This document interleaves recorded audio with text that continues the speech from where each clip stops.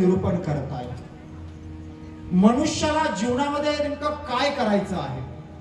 कारण आज परिस्थिती अशी आहे की आपल्याला नेमकं काय करावं, धर्म करावा का संसार करावा, देव करावा का प्रपंच धरावा, या शंकेमध्ये आपण पडलेलो आहोत.